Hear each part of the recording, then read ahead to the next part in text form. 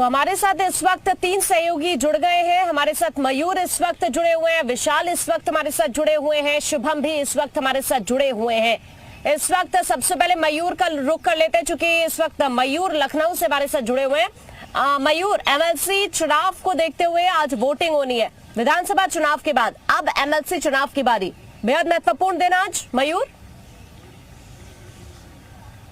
बिल्कुल, देखिए भारतीय जनता पार्टी के लिए बहुत ही महत्वपूर्ण दिन है, क्योंकि विधान परिषद में पूर्ण बहुमत अभी उनका नहीं है और विधानसभा में जिस तरीके से दोबारा सत्ता में आए पूर्ण बहुमत से, तो कवायद इस बात की रहेगी कि विधान परिषद में भी बहुमत हासिल कर ली जाए, क्योंकि 36 विधान परिषद सीटों पर आज चुनाव होने हैं, लेकिन सिर्फ 27 पर ही मान के चलिए, क्योंकि 9 सीटें ऐसी हैं जहाँ पर भाजपा के जो प्रत्याशी हैं वो निर्विरोध चुने जाएंगे, क्योंकि समाजवादी पार्टी के तमाम प्रत्याशियों ने अपना पर्चा खारिज कर लिया था या नाम वापस ले लिया था। लखनऊ नगर निगम है, तस्वीर में आपको दिखा दूं, यहाँ सुबह से ही देखिए सुरक्षा बढ़ा दी गई है और यहाँ पर अभी 8 बजे से जो है मतदान शुरू हो जाएगा और शाम को 4 बजे तक यहाँ पे मतदान चलेगा, क्योंकि डिप्टी सीएम ब्रजेश पाठक भी अभी यहाँ पर अपना वोट डालने पहुंचेंगे। तो 7:15 बजे जो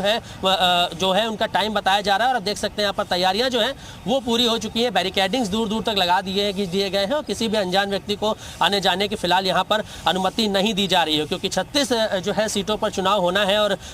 27 चूंकि होना है, 9 पर निर्विरोध है, तो ऐसे में टक्कर जो है कड़ी मानी जा रही है। और लखनऊ 9 सीट की अगर हम बात करें तो रामचंद्र प्रधान जो है भारतीय जनता पार्टी से प्रत्याशी हैं, वही बिल्कुल कड़ी टक्कर मानी जा रही है। विशाल भी हमारे साथ जुड़े हुए हैं, मैं लौटूंगा मयूर, विशाल के पास भी चलते हैं।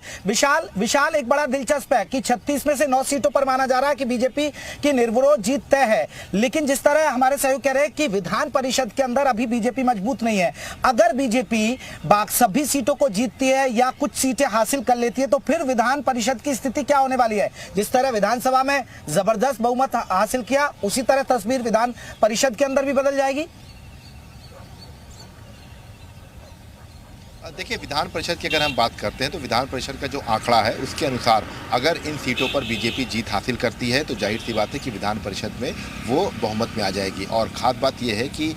इन सीटों को हारने के बाद समाजवादी पार्टी जो है वो जो है अल्पमत में आ जाएगी, क्योंकि देखिए जिस तरह से विधान परिषद की अगर हम बात करते हैं तो विधान परिषद में कम से कम जो दूसरा जो विरोधी दल होता है उसको 10 की संख्या रखनी होती है, लेकिन जिस तरह का समीकरण बन रहा है उसके अनुसार 9 पे निर्विरोध बीजेपी जीत चुकी है। तमाम जगहों पर फाइट है। मैं इस वक्त सफाई में मौजूद हूं और यहाँ पर आज मुलायम सिंह यादव खुद वोट कास्ट करने के लिए आए, चूँकि देखिए सांसद जो होते हैं उनके वोट होते हैं, विधायक जो होते हैं उनके वोट होते हैं, तो ऐसे में इसमें आम लोग वोट नहीं करते हैं, एक समीकरण होता है। इसीलिए 1,20,000 के समथिंग जो मतदाता है वो इस पूरे मतदान में अपने मताधिकार का प्रयोग करेंगे, जो विधायक हैं, सी हैं, सांसद हैं। लेकिन एक जो हम समीकरण आप जो पूछ रहे थे उसके अनुसार अगर जो सीटें हैं, क्योंकि इन सीटों पर समाजवादी पार्टी का कब्जा रहा है और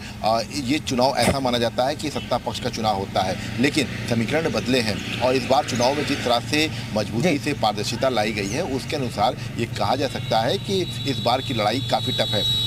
कहीं कहीं जगहों पर जरूर 2 प्रत्याशी हैं, जहाँ लखनऊ की हम बात बिल्कुल आप बने रहिएगा, आप विशाल बने रहिएगा, हम शुभम के पास भी चलेंगे। अच्छा, शुभम हमारे साथ गोरखपुर से जुड़े हुए हैं, शुभम आपके पास आएंगे, लेकिन पहले हम